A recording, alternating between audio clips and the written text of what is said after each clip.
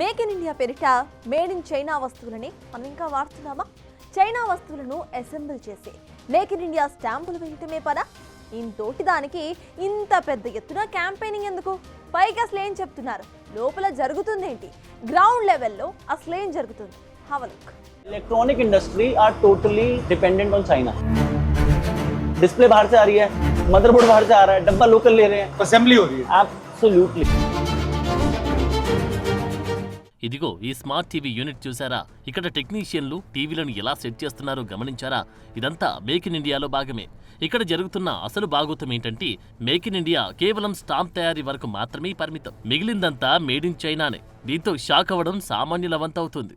Frankly, you are an assembler of Chinese products. Absolutely, you can call it we are assembler, and everyone in India is.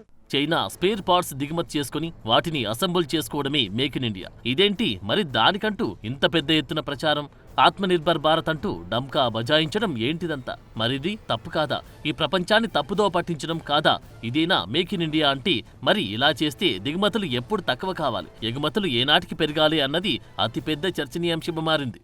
इसके अंदर क्या है, अब आप देखेंगे यहाँ पर ये USB है, ये HDMI केबल्स हैं जो हम HDMI के थ्रू लगाते हैं, ये USB है पोर्ट्स जो हम लगाते हैं, ये वाईफाई के लिए एंटीनाज हैं जो वाईफाई किस तरीके से कनेक्ट करता है, ये हम लोगों ने ये IC लगा रखे हैं हम लोगों ने कंप्लीट, और हम लोगों ने RAM भी लगा रखे है, कितना 2 GB है, 16 GB है। If we have to use anything, app download करनी है तो उसके लिए रैम्स वगैरह चाहिए। तो यहाँ पे ये क्या कर रहे हैं, स्टिकर लगा रहे हैं? Either we have to put a software for any brand if I am doing up, and one sticker is on which day the TV is going to assemble it.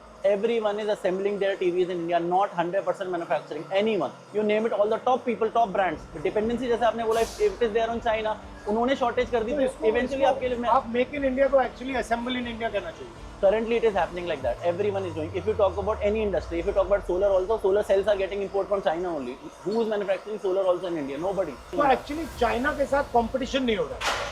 If the government is going to support to benefit and manufacture these important components in India, then we can do it immediately. We have But the ये होता courage. क्यों नहीं? I need a leverage amount of capital. I don't have any unsecured capital.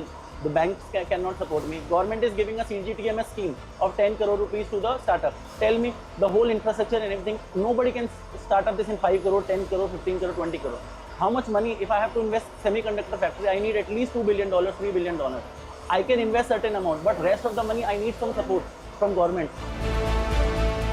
Make in India campaign మొదలయ్యి సుమారు 10 ఏళ్లకు పైగా అయింది. కానీ ఇప్పటికీ మనం ఎలక్ట్రానిక్స్ ఇండస్ట్రీ విషయంలో చైనాపై ఆధారపడక తప్పడం లేదు. డిస్ప్లే, మదర్ బోర్డ్ అన్నీ చైనా నుంచి రావాల్సిందే. పైన డబ్బా మాత్రమే లోకల్, మిగిలిందంతా China made. Chinese software, Chinese components, పైకి మాత్రమే మేక్ ఇన్ ఇండియా, లోపలంతా చైనా సర్కి అన్న కఠిన వాస్తవం కలవరపెడుతుంది.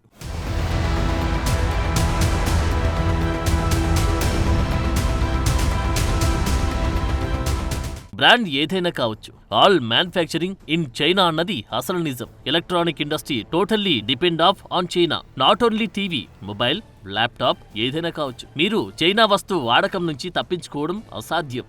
ఇదెప్పటికీ సాధ్యం కాని పని. అన్నీ అక్కడి నుంచి రావాల్సిందే. కేవలం దానికి స్టిక్కరింగ్ వేయడం మాత్రమే మనకు సాధ్యమయ్యే పని. అంతగా చైనా ఈ పరిశ్రమను ఆక్రమించిందని అంటారీ తయారీదారులు. మన యువతకు సొంతంగా చేయడం సాధ్యమైంది ఏదైనా ఉందంటే పకోడీలు వేసుకోవడమే అంటూ చలోక్తులు విసురుతున్నారు కొందరు. ఒక్క మాటలో చెప్పాలంటే మేక్ ఇన్ ఇండియా కాదు, అసెంబ్లింగ్ ఇన్ ఇండియా అని దీని పేరు మార్చుకోవాలేమో. అంతగా చైనా పాతుకుపోయింది. కేవలం ఇదొక్కటే కాదు, అది టీవీ, ఫ్రిడ్జ్, వాషింగ్ మిషన్ ఏదైనా కావచ్చు. చైనా స్పేర్ పార్ట్స్ లేకుండా సాధ్యమయ్యే పనే కాదు. అంతగా చైనా ప్రోడక్ట్ భారతీయుల నట్టింట్లో తిష్ట వేసుకుని కూర్చుంది. ఇక్కడ భారతీయుల ప్రతి కదలిక వారి అదుపాజ్ఞల్లో ఉన్నట్లు తెలుస్తోంది. మొన్న మధ్య ఒక జంట తాము ప్రైవసీగా ఉన్న విజువల్స్ ఫోన్ సైట్లో చూసి షాక్ అయ్యారు. ఇది ఎలా సాధ్యమని చూస్తే దీనంతటికీ కారణం తమ బెడ్రూమ్లో ఉన్న టీవీ స్మార్ట్ టీవీగా తేలింది. ఎక్కడి నుంచైనా ఆ టీవీని ఆపరేట్ చేయవచ్చని తెలిసి షాక్ అయిందా బాధిత జంట.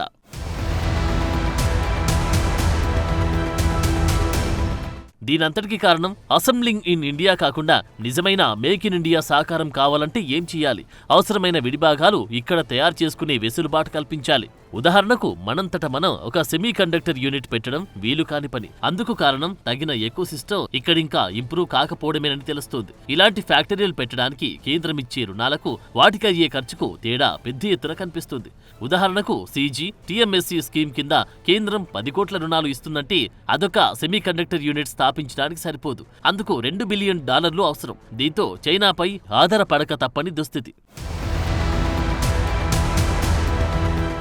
మనకు భారత్లో ఎన్నో మేక్ ఇన్ ఇండియా యూనిట్లు నడుస్తున్నట్లు కనిపిస్తాయి. కానీ అవేవి original make in India units కావు. అన్ని చైనా డిపెండెంట్లే. ఎందుకంటే ఇక్కడింకా ఆ స్థాయిలో మేక్ ఇన్ ఇండియా విస్తరణ సాధ్యపడలేదు. అంతా పేరుకే అన్నది మ్యానుఫ్యాక్చరింగ్ యూనిట్ ఓనర్స్ అంటున్న మాట. మరీ ముఖ్యంగా ఎలక్ట్రానిక్స్ బేస్డ్ ఇండస్ట్రీ మొత్తం చైనా ఆధారితమే. ఆ దేశంతో మనకెన్ని తగులాటలుండని, సరిహద్దు గొడవలుండని చైనాను కాదని మనం మన నిత్య జీవితంలో ఏదీ చేయలేం. Ban China products, ban China manja, ban China బాణసంచా అంటూ పైకి అరుచుకోవడం తప్ప ఏం చేయలేని పరిస్థితి.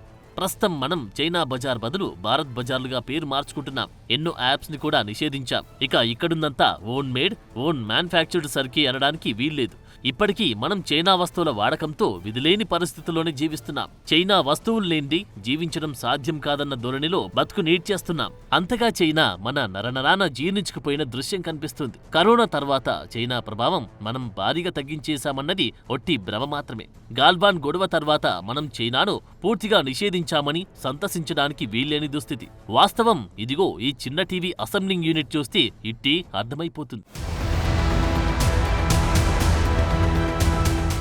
ఇటీవల భారత్ కూడా చైనీయులకు టూరిస్టు వీసాలను ఓకే చేసింది. దీంతో చైనీయులు సైతం భారత్లో ఇక తిరగడం మొదలు పెడతారు. మనం కేవలం పోస్టర్లు మాత్రమే వేసుకుంటాం. అసలు సినిమా మొత్తం వారు చూపిస్తున్నారు, ఇంకా చూపిస్తూనే ఉంటారు. భారత్ అనే అతిపెద్ద మార్కెట్ ని వారు అప్పనంగా వాడుకుని ఏటా సుమారు $150 బిలియన్ మేర లబ్ధి పొందుతున్నారు. ఒక పక్క మన నుంచి భారీ ఎత్తున లాభం పొందుతూనే మరోపక్క చైనా సైడ్ నుంచి పాకిస్తాన్ వంటి దేశాలకు అండగా నిలుస్తూ మనల్ని అలా కూడా దెబ్బతీస్తుంది. దీంతో చోద్యం చూడడం తప్ప మరేమి చేయలేని నిస్సహాయత కనిపిస్తుందని ఆవేదన వ్యక్తం చేస్తున్నారు కొందరు. సో మన మేక్ ఇన్ ఇండియాపై చైనా ఫ్యాక్టర్ ఇప్పటి నుంచే కాదు, ఎప్పటి నుంచో ప్రతిబంధంగా ఉంది. ఇంకా గత కొన్నేళ్ల గణాంకాలు చూస్తే ఇదే తెలుస్తుందా అంటే అవుననే చెప్పాలి. ఇంతకీ చైనా ఎఫెక్ట్ భారత్ని అసలు ఏ విధంగా ఇబ్బంది పెడుతోంది? ఏ రంగాల్లో చైనా ప్రమేయం ఇంకా కొనసాగుతోంది? దీన్ని అధిగమించాలంటే అసలు ఏం చేయాల్సిన అవసరం ఉంది? పరిశీలిద్దాం.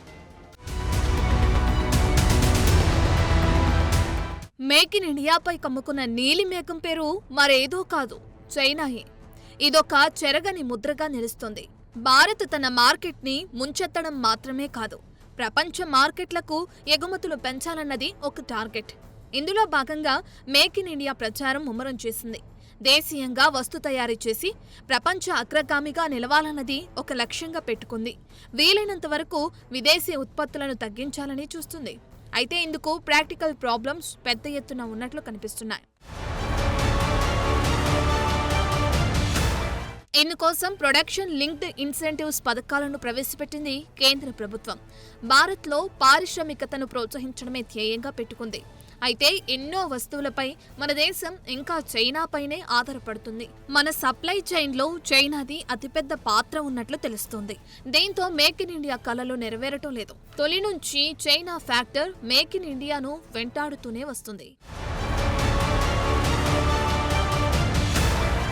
మేక్ ఇన్ ఇండియా మనం ఇప్పుడు మొదలుపెట్టాం. అదే చైనా మేడ్ ఇన్ చైనా తొలినాటి నుంచి మెయింటైన్ చేస్తూనే వస్తుంది. తరతరాల నుంచి చైనా మేడ్ ప్రోడక్ట్స్ వాడటం చూస్తూనే వస్తున్నాం. దీంతో మోదీ సర్కార్ ఎంత ట్రై చేసినా ఈ చైనా మరకను తుడిచిపెట్టడం సాధ్యం కావటం లేదు. ఎకనామిక్స్ టైమ్స్ రిపోర్ట్ ప్రకారం భారత్ బొమ్మల దిగుమతులని కఠినతరం చేసింది. గ్లోబల్ ట్రేడ్ రీసెర్చ్ ఇనిషియేటివ్ ప్రకారం 2019-2024 మధ్య బొమ్మల దిగుమతి దాదాపు 80% తగ్గింది. ఈ మొత్తం $304 మిలియన్ నుంచి $65 మిలియన్ పడిపోయింది.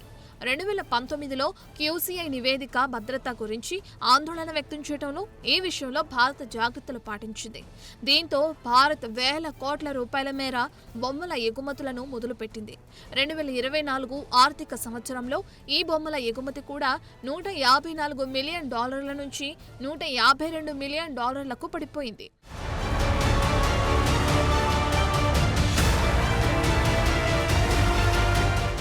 ఒక రకంగా బొమ్మల విషయంలో చైనాను నిలువరించగలిగిన భారత్ ఎల్ఈడీలు, సర్క్యూట్ బోర్డులు, ప్లాస్టిక్ ప్యాకేజింగ్ వంటి వాటిలో ఇప్పటికీ చైనా మీదే ఆధారపడాల్సి వస్తుంది. 2024 పాలిమర్ అప్డేట్ ప్రకారం చూస్తే మన పాలిమర్లు చైనాతో పోల్చితే 10% ఖరీదైనవి అని చెప్పాలి. చైనా అంత చీప్గా మనం తయారు చేయలేకపోతున్నాం. దీంతో విదేశీ మార్కెట్లో చైనా డామినేషన్ కొనసాగుతూనే ఉంది.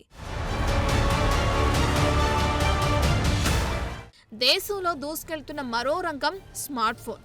2025లో మన దేశం $24 బిలియన్ స్మార్ట్ ఫోన్లను ఎగుమతి చేసింది. ఇది గతేడాదితో పోలిస్తే 55% ఎక్కువ. వాణిజ్య శాఖ లెక్కల ప్రకారం ప్రపంచంలో 2వ అతిపెద్ద మొబైల్ ఉత్పత్తిదారుగా నిలుస్తోంది భారత్. కాదనడం లేదు, కానీ మరింత లోతులకు వెళ్లి చూస్తే ఇక్కడ చైనా డామినేషనే ఎక్కువగా కనిపిస్తుంది. భారత్ సుమారు $260 మిలియన్ విలువైన ఫినిష్డ్ స్మార్ట్ ఫోన్లను దిగుమతి చేసుకుంది. GTRI ప్రకారం చూస్తే ఇందులో 50%కి పైగా చైనా నుంచి వచ్చినవే. స్మార్ట్ ఫోన్ విడిభాగాల దిగుమతులు సుమారు 760 మిలియన్లుండగా వీటిలో 55% వరకు చైనావే ఉన్నట్లు తెలుస్తుంది. చైనా నుంచి మనకింకా ముప్పు తప్పడం లేదని చెప్పడానికి ఎన్నో ఉదాహరణలు. 2026 ఆర్థిక సంవత్సరంలో భారత్ $32 బిలియన్ ఎగుమతి లక్ష్యం పెట్టుకుంది. దీన్ని ఎలాగైనా సరే దెబ్బతీయాలన్న కుట్ర చేస్తోంది చైనా. ఈ విషయంపై India cellular and electronics association హెచ్చరిస్తుంది. దీంతో భారత్ తన ఎక్స్పోర్ట్ టార్గెట్ రీచ్ కావటం కష్టసాధ్యంగా కనిపిస్తుందని అంటున్నారు వీరు. అంతేకాదు $24 బిలియన్ దిగుమతి, సంబంధిత వస్తు తయారీ ప్రమాదంలో ఉన్నట్లు తన నివేదికల ద్వారా హెచ్చరిస్తుంది ICEA.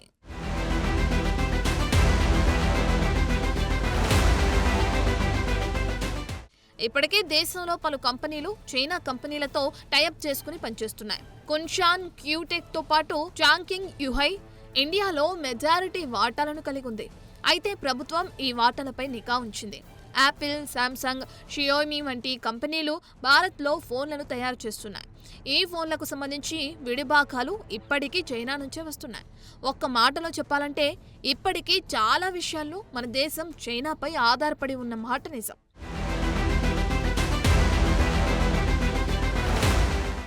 ఒక్క ఫోన్ను మాత్రమే కాదు, కంప్యూటర్స్, సోలార్ ప్యానెల్స్, మందులు ఇలా అనేక రకాల వస్తువుల కోసం మనం చైనా వైపే చూస్తున్నాం. ఎలక్ట్రానిక్స్, సెమీ కండక్టర్లలో వాడే సిలికాన్ వేపర్లు, ఫ్లాట్ ప్యానెల్ డిస్ప్లేలు, కంప్యూటర్ మానిటర్లు వంటి వాటిని ఎక్కువగా చైనా నుంచే కొంటున్నాం. ఇక కన్స్యూమర్ ఎలక్ట్రానిక్స్ లో ల్యాప్టాప్లు, టాబ్లెట్లలో చైనాదే గుత్తాధిపత్యం. సోలార్ ప్రొడక్టుల్లో చాలా వరకు చైనావే.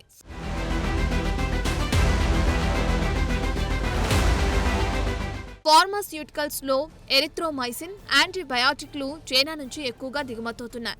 పారిశ్రామిక విద్యుత్ పరికరాల విషయానికొస్తే ఎంబ్రాయిడరీ యంత్రాలు, అల్యూమినియం ప్లేట్లను కూడా చైనా నుంచి దిగుమతి చేసుకుంటున్నాం. ఈ పరిస్థితుల్లో చైనా ఆధిపత్యం తగ్గించేందుకు భారత్ గట్టి వ్యూహాలు రచిస్తుంది. ఇందులో భాగంగా దేశంలోనే ఎలక్ట్రానిక్ విడిభాగాలను తయారు చేయడానికి ప్రత్యేక ప్రణాళికలు రచిస్తుంది. ఇందువల్ల భారతదేశంలోనే వస్తువులు తయారవడమే కాకుండా వేల మందికి ఉపాధి లభిస్తుంది. గుజరాత్లో సెమీ కండక్టర్ ఫ్యాక్టరీ కూడా నిర్మిస్తున్నారు. చైనా డామినేషన్ ని వీలైనంత తక్కువ చేయాలన్నది కేంద్రం ఆలోచనగా తెలుస్తుంది.